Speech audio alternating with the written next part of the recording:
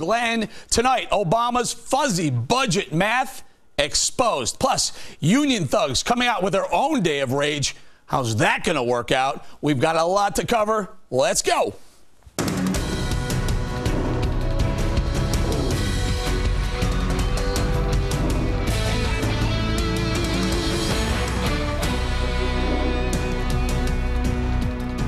Hello, America. The House passes the continuing resolution to keep the government open. 59 Republicans voting no after last week's showdown that ran right down to the wire. This resolution seemed to pass with a lot less drama. In fact, no drama. And while the Senate is now mulling over the resolution, the House is set to take over the battle over the budget. This battle over the president's budget is a symbol of the great divide in this country.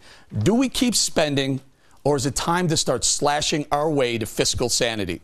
Yesterday, we saw President Obama make his pitch for fiscal responsibility, pledging to reduce the deficit by over $4 trillion over the next 12 years.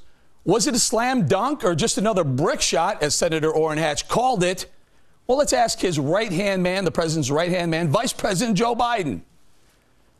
Looks like a brick shot. Okay, now it's time for you to decide. Here's how it all breaks down. Number one, last week's $38.5 billion budget cuts. Here's how we addressed them. Take a listen. The first step in our approach is to keep annual domestic spending low by building on the savings that both parties agreed to last week. That step alone will save us about $750 billion over 12 years. Well, there's a little bit fuzzy about that math. Here's why. $38.5 billion times 12 comes out to only $462 billion. I'm not sure how Mr. Obama came up with $750 billion. Fuzzy math, I guess. Number two, cut defense. The president applauded $400 billion in defense cuts over the last couple of years. He says he can make those savings again.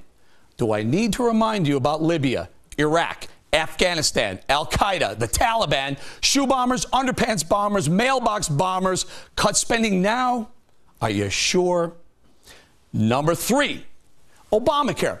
The president says his health care law is going to reduce the deficit by $1 trillion. Premiums for regular Americans like us are on the rise. Help me out here. How will Obamacare save the Fed's money? And by the way, $1 trillion, did you just make that number up? And number four, get this, reduce spending in the tax code. Listen how this is supposed to work. The fourth step in our approach is to reduce spending in the tax code. In December, I agreed to extend the tax cuts for the wealthiest Americans because it was the only way I could prevent a tax hike on middle-class Americans. But we cannot afford $1 trillion worth of tax cuts for every millionaire and billionaire in our society, and I refuse to renew them again. The key phrase there is reduce spending in the tax code. Tell me how raising taxes counts as a spending cut? Come on, Mr. President. We're not buying this fuzzy math, Obama math, after all. Do you think we're dummies or something? Let's ask Representative Paul Tonko of New York, a Democrat on the Budget Committee. How does the president's budget work for regular Americans, my friend? I'm trying to figure this out. He came up with $4 trillion, and for me, the math was more than just, it's kind of woolly, not just fuzzy. Well, Eric, I think you have to look at the plan that was introduced by our Republican colleagues, the majority in the House. It was a raid on the middle class. It was cutting domestic programs and only domestic programs. All the concentration on cutting spending was done in that regard. It impacts our young with the education cuts, our seniors with health care cuts, veterans, working families, and small business. So it was not the sort of investment we need to move forward, and they were avoiding several of the other issues like going after Representative, allow me, I apologize for cutting you off, sir, but here it was billed as here it was going to be a specific deficit reduction plan. We thought we were going to be filled with numbers. We were going to go exactly where the cuts, we were going to see exactly where the cuts were being made. Frankly, the only cut that we can sink our teeth into, that we can understand plain as day, is the defense spending cut. The rest of them seem to be, arbitrary $1 trillion numbers thrown around. Well, No, I think what you have are a defense spending cut of $400 billion that he has suggested would be part of his plan, but also he avoids that further spending that comes with tax cuts for millionaires and billionaires and corporations that are offshoring jobs, they're outsourcing jobs, American jobs, and he has said that he will close those loopholes, and he will also avoid those tax cuts that would have been an expenditure. It's spending on money. But sir, you got to stop right there. You have to stop right there. Closing a tax loophole, you're counting that as a spending cut? How? No, I'm not counting that as a spending cut. Well, he certainly did. He certainly did. He certainly did. But I'm saying when we're spending on millionaires and billionaires and don't have the dollars to do that, by giving them a tax cut, that was the wrong thing to do. You're only, Representative, to me, I think what he's going to do is drive employment. When you allow someone to keep more of their own hard-earned money by lowering a tax, you're not giving them anything. You're not spending more. I don't see how you make that, how the left always makes that leap. Right. You're giving revenues away that you simply cannot afford to give away. I think what we have to do is balance this budget. The president moves to address the deficit reduction by $4 trillion. And the way you do it is by looking at all of our choices out there. What they were avoiding with the alternate plan was looking at millionaires and billionaires who have not provided the trickle down that everyone anticipated twice over in the Reagan years and in the second Bush presidency. And what we're saying here is let's work so as to invest in our middle class. I could have sworn I heard you say we should balance our budget. Is that what you just said? I think that we are moving in that direction with this plan, and certainly we have to remember that unemployment is driving the deficit. What we see here is a new calculus coming out from Mark Zandi, who is the advisor in the presidential campaign for Senator McCain, and he just suggested that 1.7 million jobs would be the job loss with this proposal if it were to be adopted in our House, the Republican plan, and as many as 900,000 jobs in the first year. So over 3 years to lose 1.7 million jobs, you're just going to drive the deficit even deeper. Do me a favor, before we let you go, we're going to lose your satellite in a minute here, but the $38.5 billion, by the way, which President Obama fought tooth and nail before agreeing to it last Friday night, $38.5 billion, he said over the 12-year span it's going to be worth $750 billion. Please help me. I can't figure the math out. It's fuzzy. Well, I think what he does is calculate certain indexes that will produce that number. We're going to, obviously, as members of the Budget Committee, will review all of this. But look, this is a raid on the middle class. There's no mistaking it. They end Medicare. Representative, they end Medicare. I'm a math guy. I'm a numbers guy. I follow the money. I don't find any way 38.5 times 12 comes up with 750. It just doesn't add up. It doesn't happen.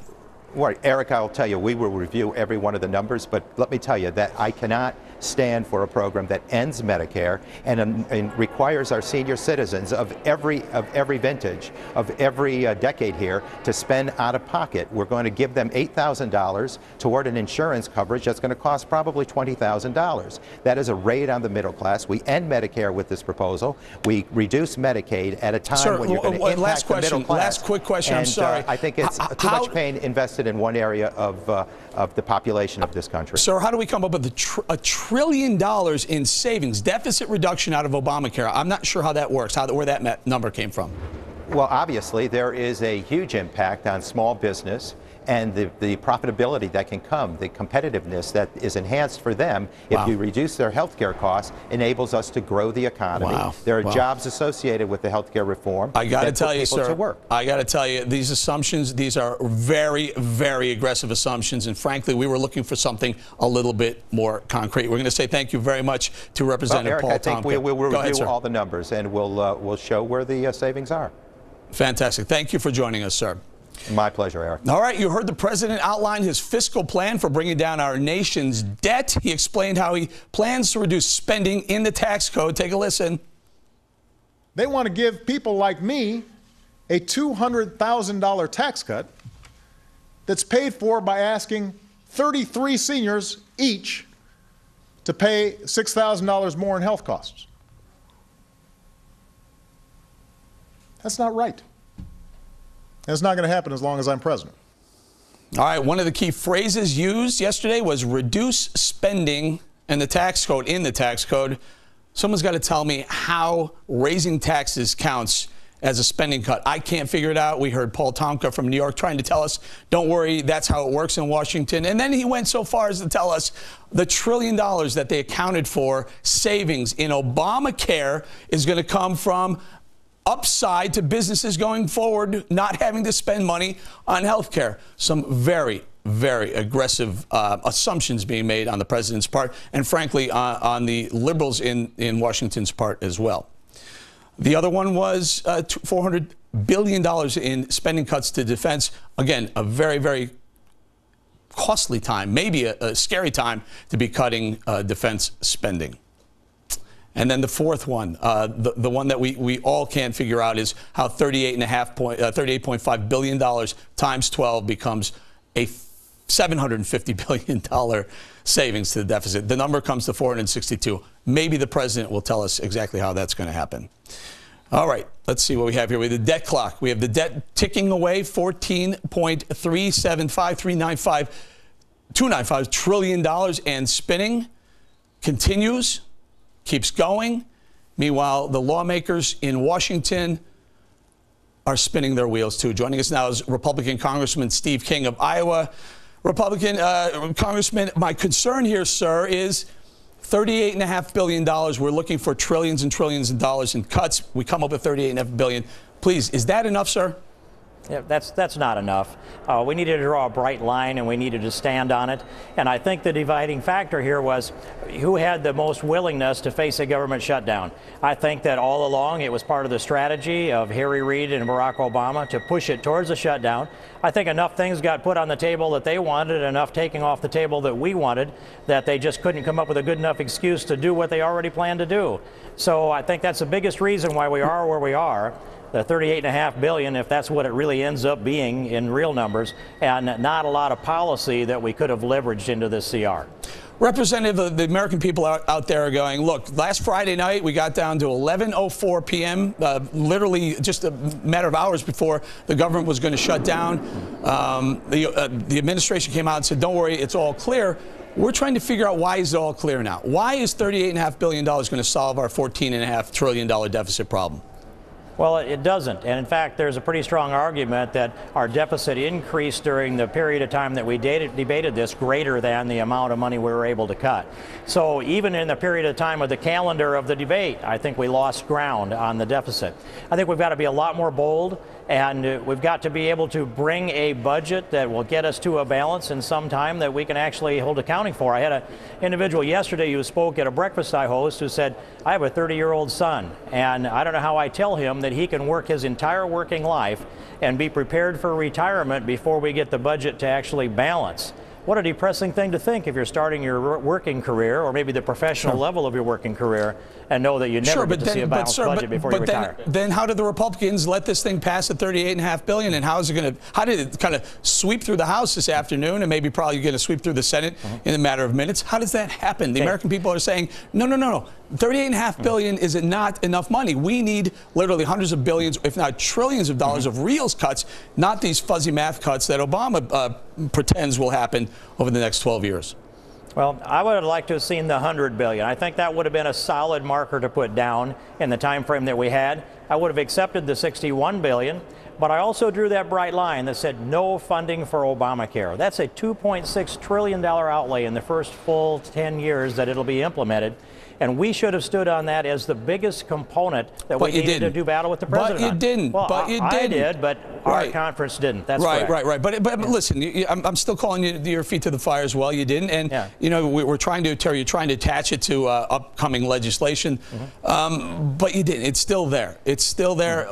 But right now, would you vote? Right now, would you vote to let the debt ceiling be exceeded and I guess, I don't know, allow America to default on debts? What would be the process? Would you vote? Are you going to vote to raise the debt ceiling? Right now, I would like to see the Tom McClintock bill pass, which sets up the sequence of priorities on the debt that we will pay and keep our bonds in order. But right now, I'm a no on a debt ceiling, and I'd like to see what they have for proposals. There are a few things that might make that attractive. One is an incremental increase on it to buy a little bit of time. But I want to attach Obamacare to it and shut that off. And there are a couple other proposals that look attractive to me, but I'm going to stand on Obamacare. Give us a sense, sir. How does the House look? I mean, is there going to be a vote? What's your, you must do a straw vote, figure out what the vote would look like right now. Give us a sense where it stands. I think right now that probably the debt ceiling doesn't pass. And yet, especially the freshman class has been conditioned to vote to increase the debt ceiling since orientation here. So that's part of the equation. And what they're being told, I don't know at this point. But I would be looking at the 87 freshmen to see where they stand on this as a real good barometer on what the Republican conference will do. And right now, I don't think it passes. But on the other hand, they've got some days to work on this. Congressman, very quickly, we're going to have to let you go in a second here. But did any of the Tea Party freshmen that came in, did any of them vote for the continuing resolution? I think that I don't know which ones are defined necessarily as Tea Party, but I believe there are at least 20 freshmen that voted no on the continuing resolution. So I'd look at them as the core. And there are some full spectrum conservatives that need to be rehabilitated because of some of the votes that they've had to take. And we can't hold them accountable for all this right now, Eric. I mean, this is a big deal, and you're focusing on it in the right way. But the freshmen were put into an arena that they could not have possibly been able to feel all of the currents that were flowing back and forth. I want to give them a chance to put their credentials back together, and I hope they can do it maybe on the debt ceiling. Very good. Representative Steve King, Republican from Iowa, thank you very much. Thanks, Eric. All right, with cities and states across the U.S. on the brink, lawmakers are desperately searching for a way out, but unions are saying, whoa, not so fast. We want ours. We'll hear from one guy who's backing the unions next.